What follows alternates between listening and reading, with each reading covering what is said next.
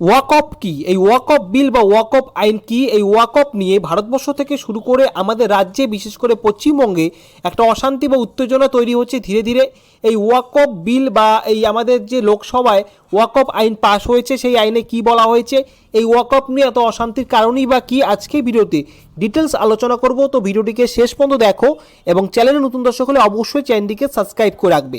তো প্রথমেই আমি ক্লিয়ার করব এই ওয়াকফ কি। দেখো, মুসলিম সমাজের মানুষরা মুসলিম কমিউনিটির উন্নতির জন্য বিভিন্ন সময় তাদের বিভিন্ন রকম সম্পত্তি দান করে থাকে। তো সেই সম্পত্তিকে ম্যানেজমেন্ট করার জন্য একটা বোর্ড থাকে, সেই বোর্ডটির নাম হচ্ছে ওয়াকফ বোর্ড।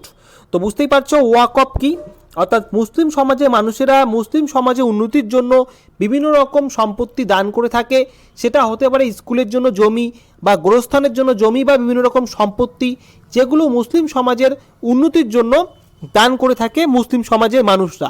সেই সম্পত্তিকে ম্যানেজমেন্ট করার জন্য একটি বোর্ড থাকে, অর্থাৎ সম্পত্তি দেখাশোনা থেকে শুরু করে বিভিন্ন রকম যে কাজকর্মগুলি হয়ে থাকে, সেই বোর্ডকে বলা হয় ওয়াকফ বোর্ড।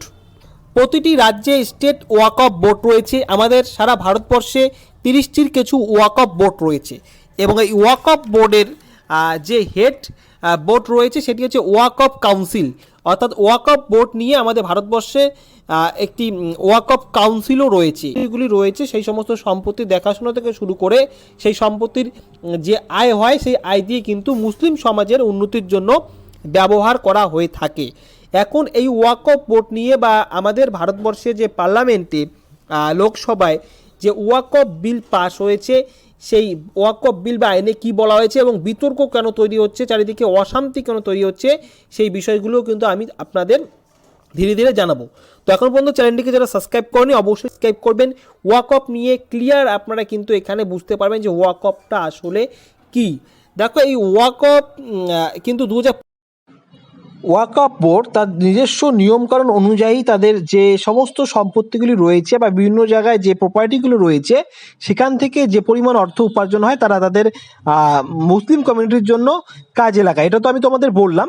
তো এই ওয়াকফ বোর্ডে কিন্তু নিজস্ব একটা আইন রয়েছে, তারা কিভাবে কাজ করবে, কারা সদস্য হতে পারবে, এই সমস্ত কিন্তু তাদের একটা নিজস্ব আইন রয়েছে।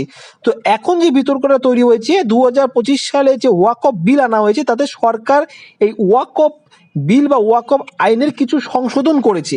অর্থাৎ এখন থেকে ওয়াকফ বোর্ডে বিভিন্ন রকম নতুন করে নিয়মকানুন করেছে সরকার, এবং সরকার কিন্তু এখানে একটা হস্তক্ষেপ করেছে বলে মুসলিম সমাজের মানুষরা বলছে।